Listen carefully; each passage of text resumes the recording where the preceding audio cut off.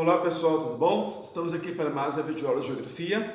O foco dessa videoaula é tratar de temas que já foram usados em sala de aula ou por uma revisão maior nesse período que nós estamos aí nos ausentando das salas de aula, tá bom? Ou para aqueles que buscam uma revisão desse tema que é tão importante e cai nos vestibulares, né? Nós temos vários exemplos de globalização. Vamos trabalhar nessa videoaula agora aqui apenas aspectos da globalização e economia. Em outras videoaulas trabalharemos a globalização e a questão da cultura, do consumo globalizado, mas o nosso foco agora é só trabalhar a globalização econômica. Para trabalhar a globalização econômica, nós partimos da ideia do fluxo de capitais e também de onde que se originou essa ideia de globalização da economia. Desde lá, no mercantilismo, a gente sempre entendeu que as expansões das grandes colônias, das metrópoles para as colônias, trouxe o acúmulo de capital. Mas naquela época, até então, ninguém discutia, ninguém falava o termo globalização. Ele vai se inserir atualmente, mais precisamente na era que nós estamos vivendo agora, o capitalismo informacional, e para justificar a doutrina neoliberal.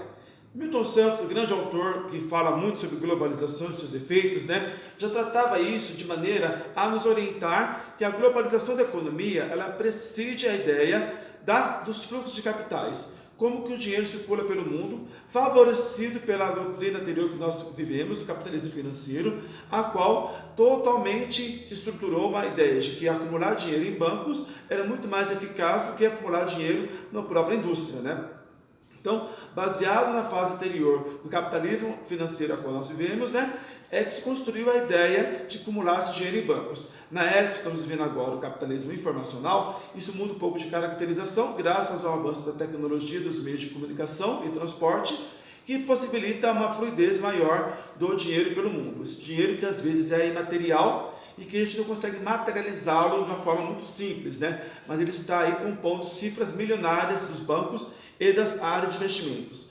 organizando os sistemas das bolsas de valores, a qual nós temos aí as suas ações para compras e vendas mediante a fluidez do mercado e também as taxas econômicas, mas também aquilo que os bancos podem ofertar aos seus clientes como títulos bancários, debêntures ou qualquer forma de acumular dinheiro nesse período. Para falar disso, então, Milton Santos abordou que, nesses últimos livros, que a internacionalização do capital passava pela ideia desse fluxo de capitais e que haveria algumas condições aos quais os países tinham que ter para receber esses capitais, flexibilizando algumas leis ou também permitindo uma mudança estratégica na relação de fronteiras econômicas e fronteiras também políticas. Tá? Nós vamos ver agora então aqui que esse fluxo de capital se divide de duas formas. A primeira forma do primeiro exemplo aqui é o capital produtivo. É aquele capital que é investido na própria indústria, aquele que o empresário industrial ele quer ampliar a sua capacidade de produção, ele vai comprar novas máquinas, novos equipamentos, instalar fábricas e locais novos, então ele vai expandir mercados investindo em capital produtivo. Esse tipo de capital é aquele que gera mais dinheiro, mais lucro, no momento muito maior, mas ele gera mais renda e distribuição naquele espaço a qual ela se insere. Pois a indústria ela vai aumentar a capacidade técnica, ela vai ter novos empregos, ela vai ter também nova circulação de comércio na sua região, no seu entorno, gerando empregos diretos e indiretos. Isso é o fluxo de capital produtivo, estabelecido a longo prazo. Tá? O outro exemplo de fluxo de capital é o fluxo de capital especulativo. Esse tipo de fluxo de capital ele é gerenciado pelas bolsas de valores, pelas agências financeiras, agências seguradoras e pelos próprios bancos. De que maneira que ele ocorre? Ocorre quando uma pessoa que quer investir um dinheiro, ela procura uma agência bancária, procura o seu gerente, procura uma bolsa de valores para investir especificamente em capital especulativo, porque ela quer lucro rápido. Esse lucro rápido é mediado mediante a variação da fluidez das bolsas de valores. E aí nós podemos ter um lucro muito maior, num tempo muito menor, ou prejuízo, dependendo do tipo de investimento que é feito. Consideramos agora, atualmente, os problemas gerenciados com a Bolsa de Valores por conta do Covid-19, nós percebemos que aqueles que investiram em algumas ações tiveram seus prejuízos, mas também há um momento em que muitas pessoas vêm às Bolsas de Valores para comprar ações em baixas, previsionando que elas aumentarão no futuro. Esse investimento é a curto prazo. Muitas vezes ele é realizado em bancos, porque o banco oferta uma capacidade enorme de rentabilidade instantânea, aí ele tem a escolha dele títulos de capitais bancários, títulos de capitais que pode ser de dívida pública também. Esse tem uma fluidez maior, porque há a certeza de que o pagamento acontecerá. E o banco acumula esse dinheiro e depois negocia essa carteira de dinheiro que ele pega dos seus clientes em qualquer lugar do mundo para investir em outros bancos mundiais também. Tá? Então, primeiramente, são dois fluxos de capitais diferenciados que aproveitam-se da organização do espaço geográfico também de forma globalizada, na medida que os meios de comunicação e de informática permitem essa conexão também entre os bancos e entre os fluxos de capitais e também entre as bolsas de valores. Tá? Dentro dessas características, algumas coisas são fundamentais para que possam existir essa lógica. Primeiro, a política neoliberal. A política neoliberal ela se sustenta através dessa forma de organização também que se visa o lucro, né? O lucro colocado para os bancos, o lucro colocado para as empresas, para as indústrias, e eles acabam sendo gerenciados por outras empresas constituídas para isso, né? Nesse momento a gente vê muitas organizações de empresas como cartéis, holdings, trusts, né, conglomerados, que são formas de organizações de empresas para dominações de mercado ou para administrar outras empresas também.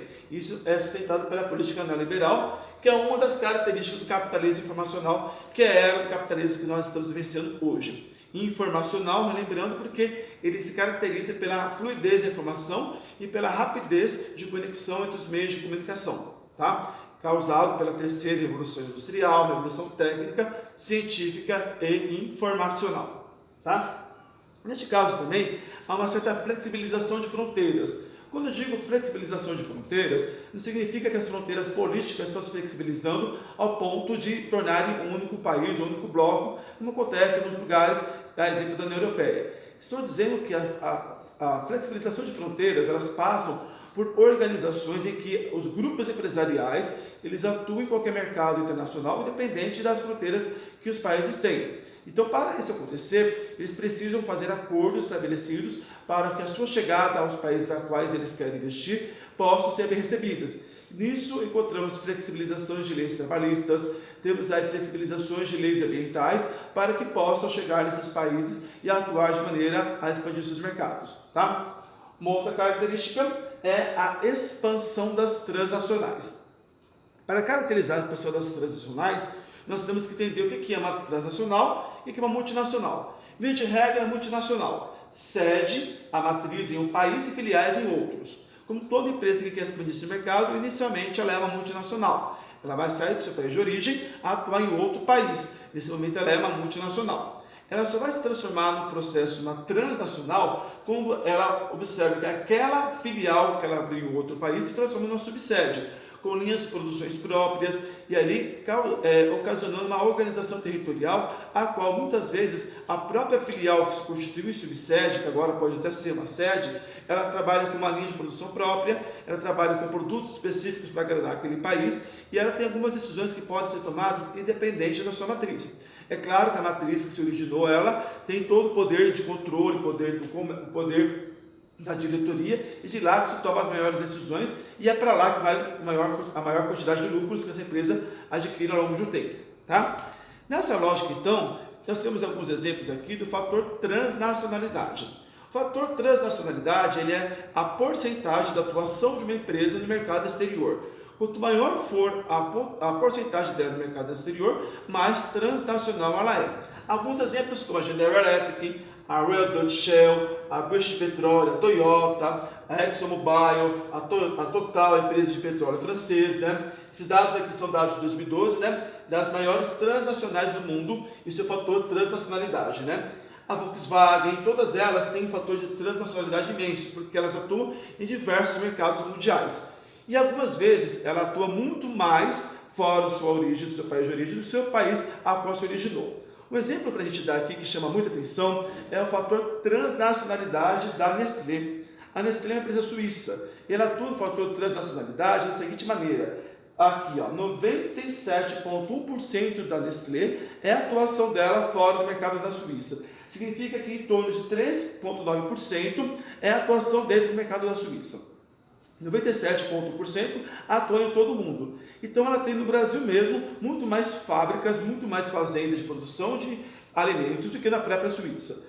E é óbvio que ela investe no nosso país, é óbvio que ela investe nos países em qual ela está, porque ela tem uma certa obrigatoriedade para isso, geração de emprego, renda, pagar impostos, né? Mas a lucratividade maior que ela tem, ela é levada ao seu país sede, à sua matriz, a qual vai administrar isso.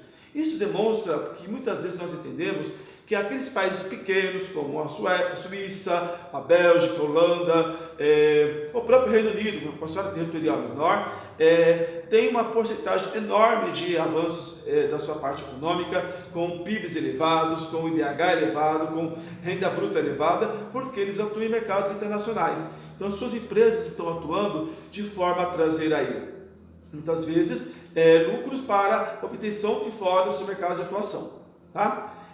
Espero que você tenha aprendido um pouco aí, mas a gente tem certeza de que esses temas sempre cairão no vestibular e sempre trarão uma ideia de como que elas podem atuar também.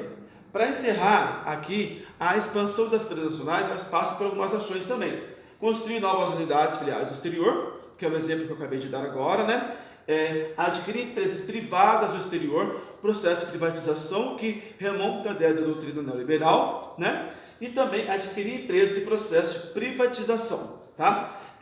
Você tem aí a ideia das privatizações de empresas que ofertam serviços públicos, que é uma característica da doutrina neoliberal para um certo enfraquecimento do Estado, e adquirir empresas privadas no exterior, já estão constituídas, organizadas para isso, ou abrir novas filiais. Esses três modelos de exemplo são ações das transnacionais para dominar o mercado exterior, tá bom?